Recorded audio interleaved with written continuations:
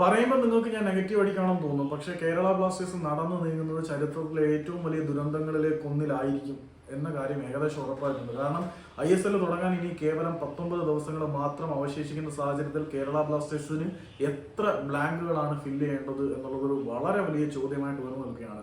Proper centre ഫോർവേഡിനെ Kerala ബ്ലാസ്റ്റേഴ്സിന് ഇതുവരെയും സ്വന്തമാക്കാൻ കഴിഞ്ഞിട്ടില്ല.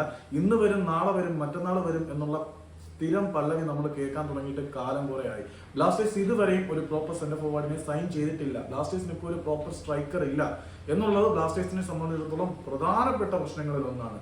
പിന്നെ വലതുപാർശ്വത്തിലേക്ക് നോക്കിയാണെങ്കിൽ അവിടെ കുത്തഴിഞ്ഞ ജീവിതമാണ്. നാച്ചുറലി ലെഫ്റ്റ് ബാക്ക് പൊസിഷനിൽ കളിക്കുന്ന നവോച്ച സിംഗിനെയാണ് റൈറ്റ് ബാക്ക് പൊസിഷനിൽ കളിപ്പിച്ചുകൊണ്ടിരിക്കുന്നത്. അവിടെ സന്ദീപിന് എന്ത് പറ്റി, അല്ലെങ്കിൽ പ്രബീർദാസിന് എന്ത് പറ്റി, ഇത്തരത്തിലുള്ള ചോദ്യങ്ങൾക്കൊന്നും ആരും പ്രോപ്പറായിട്ടൊരു ഉത്തരം തന്നിട്ടില്ല.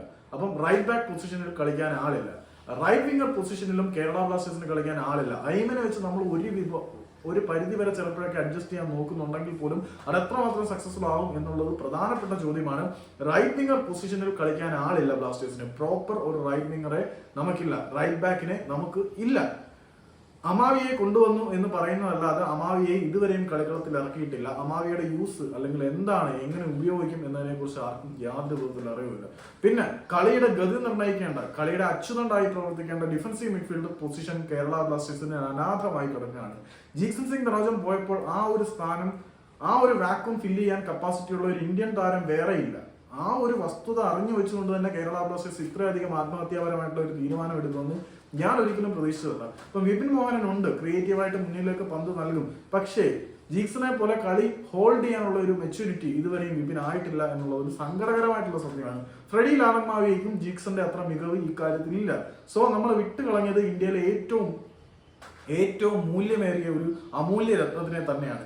ഇനി ആ ഒരു പൊസിഷൻ ജീക്സൺ ഹാൻഡിൽ ചെയ്യണമെങ്കിൽ ഒരു വിദേശ മിഡ്ഫീൽഡർ വരണം. ആ വിദേശ മിഡ്ഫീൽഡർ വരാനാണെങ്കിൽ നമ്മൾ സെന്റർ ഫോർവേഡിനോടെ പോകും. ബ്ലാസ്റ്റേഴ്സ് ശരിക്കും ഒരു ട്രാപ്പിലാണ്. ചെകുത്താനും കടലിനും നടുവിൽപ്പെട്ട അവസ്ഥയാണ്. ഇതിൽ നിന്നും കേരള ബ്ലാസ്റ്റേഴ്സിന് മുന്നോട്ട് പോകണമെങ്കിൽ അത് വളരെ വലിയൊരു വെല്ലുവിളിയാണ് മിഖായിൽ സ്റ്റെഹ്റയെ സംബന്ധിച്ചിടത്തോളം.